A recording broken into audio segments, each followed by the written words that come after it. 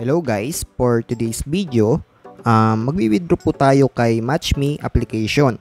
Ang developer niya dito ay si Rayol Opinion. Ayan, buksan lang po natin yung mismong app.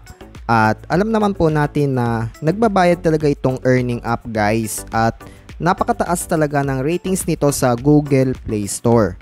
Ngayon guys, papatunayan lang po natin ulit kung talagang legit pa ba ito until now. Sorry guys, late upload. At ito yung pinaka-home dashboard ni MatchMe app. As you can see, may balance na po tayo dito na 505.54 pesos. So, ang gagawin nyo lang po guys para ma-withdraw natin ito ay i-click po natin tong wallet button. Ayan, nakaset na po siya sa GCash payment. Pero guys, may other payment options po dito. I-click nyo lang po itong change icon. And meron po dyan Indian payment. And dito sa others ay may GCash at PayPal. I-try po natin ito iset sa PayPal option. Pero hindi ko po siya nire-recommend. Bakit? Kasi makikita nyo po dito na may transaction fee na $1 plus PayPal fee. Compare po sa GCash ay 10 pesos lamang po. Guys, 15 pesos po yan at hindi 10 pesos no? Sa mga hindi po nakakaalam. So, napakalaki ng difference no? Kaya dito na lang po tayo sa GCash. Once na nakapag-decide na po tayo, i-click lang po natin tong wallet icon sa lower part ng screen ninyo. Then, dito may 5 amount options. May 100 pesos, 150 pesos, up to 500 pesos. Since may ipon na po tayo na 500 pesos, dito na po tayo sa may last amount no? Ayan. I-click nyo lang po yung withdrawal button. And then, please wait. And makikita niyo sa transaction history na nakapending na po yung payment. September 3, 2023. So, hintayin na lang po natin no? Mga up to 7 business days. And ngayon guys, habang naghihintay po tayo, reviewin po muna natin itong si MatchMe application no? Kung paano ba ito nagwo-works at paano ba tayo makaka-earn ng coins. Iisa-isahin po natin ang mga yan na nandito sa home dashboard.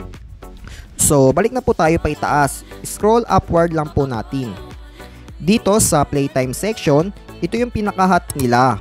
Sa mga hindi pa nakakaalam, para maka-earn ng coins ay kailangan nyo pong mag-accept ng mga offers. Ibig sabihin, kailangan po natin mag-install ng applications. At makaka-earn po tayo ng coins depende sa requirements na hinihingi po nila. At syempre, take note lang po, kailangan din po na newly users po tayo para wala pong maging problema sa rewards. Dito naman po sa Yumi offer wall, ayan. Ayan po yung mga available offers nila. Hindi ko pa siya na-try guys kasi para sa akin, hindi naman po worth it yung mga offers na nandito. So, nasa sa inyo pa rin guys kung susubukan ninyo. Sa BitLab offer wall, ito yung mga available offers niya. Hindi ko sure guys kung mga survey ba ito pero alam naman po natin kapag ganitong may durations, 10 minutes, 1 minute, ay automatic na pong survey questions yan. Guys, based on my experience, mahirap po talaga makuha yung mga rewards dito. Lalo na kung unqualified po sa ages natin. And then, ang sumunod guys, itong sa play game. Bago po tayo pumunta dito, mag-watch po muna tayo ng video advertisements para po maka-earn tayo ng tickets na gagamitin naman natin sa play games. Every video ads guys ay makaka-earn po tayo ng 2 tickets. At pwede po tayo makaipon ng up to 50 tickets. At kapag na-reach na po natin yung 50 tickets, may lalabas pong notification na ticket limit reach. So, ito yung bago nilang updates, no? Up to 50 limits na po. Di ko sure guys, ngayon ko lang kasi ulit na-review yung application na ito. Ngayon, pumunta na po tayo sa play games. Dito guys, meron po silang 3 categories para maka-earn ng coins. May MatchMe game, wheel spinner, and scratch cards. So, dito sa MatchMe game, i-click lang po natin, no? Sa larong ito guys, kailangan nyo lang gawin ay hanapin nyo lang po yung similar image ng nasa itaas. Dito sa 4 choices na nasa part ng ibaba. Katulad nito guys, zebra, ayan. And 3 times po natin gagawin ito, no? Ayan, eyeglasses. And chili ata ito guys. After that, may video ads pong lalabas. Almost 30 seconds. Bago po natin ma-exit. And ayan, na-perfect po natin kaya nakakuha po tayo ng 30 coins. So, ganun na po guys, madali lang. Ngayon guys, dito naman tayo sa wheel spinner. Ito yung pinakagusto ko kasi madali lang siya. Spin ka lang ng spin at may chances ka na maka-earn ng coins.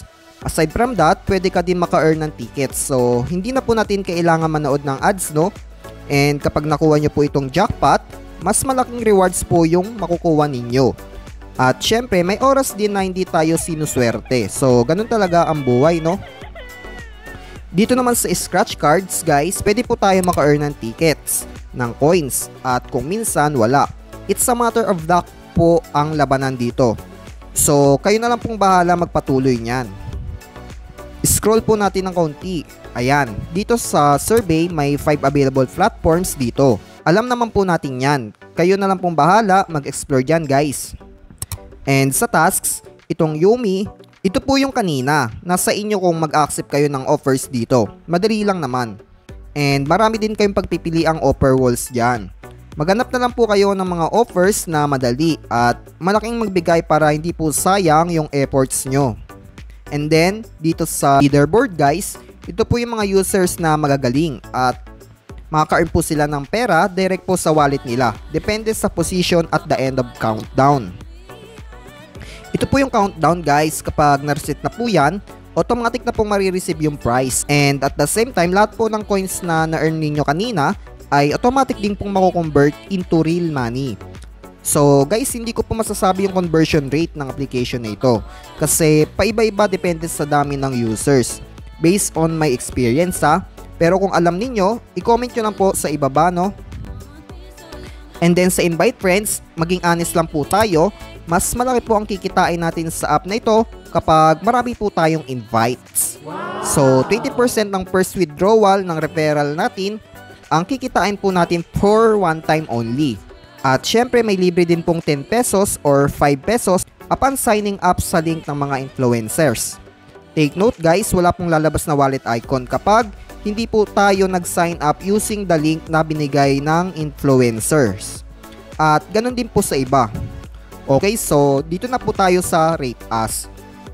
Maka-earn po tayo dito ng 250 gold coins. Guys, once na pinindot nyo po ito for the first time. As you can see, may 110 coins po tayo ngayon. Katulad po nito. Ayan. Nag-redirect sa Play Store, no? Then, balik po tayo sa mismong app. Ayan. Na-receive na po natin yung 250 gold coins. At may 360 coins na po tayong naipon, guys. Madali lang, di ba? Sa Follow Us, para maging updated po kayo sa mga bagong application nila, huwag niyo pong kalimutan mag-follow sa mga social media platforms nila. And of course, may coins din po tayong makukuha once na ni-click po natin yung follow button. So, yun na nga guys, nakapending pa po yung payment natin. After 3 days, ito na po yung final review ko. I-check po natin yung wallet section. Ayan. At nakatanggap po tayo ng voucher. GCash voucher. Galing kay MatchMe app. So, sa mga hindi pa nakakaalam, voucher po siya guys. So, i-click po natin tong claim. Ayan. Then, magre-redirect po ito sa e-gift website ni GCash. May terms and conditions. I-click nyo po itong use button. Ayan. And dito guys, kailangan nyo pong ilagay yung GCash number ninyo, contact number, and syempre yung email address na ginamit ninyo sa GCash. And click check. Pagkatapos guys, pindutin nyo po itong redeem button. For confirmation, i-review ninyong mabuti bago po ninyong i-click itong proceed. Ayan guys, natanggap na po natin yung 485 pesos. Galing kay MatchMe application. Live withdraw po yan. At masasabi kong super legit talaga ng earning app na ito. At yung proof na nagpapatunay na natanggap po natin yung payment noong September 5, 2023.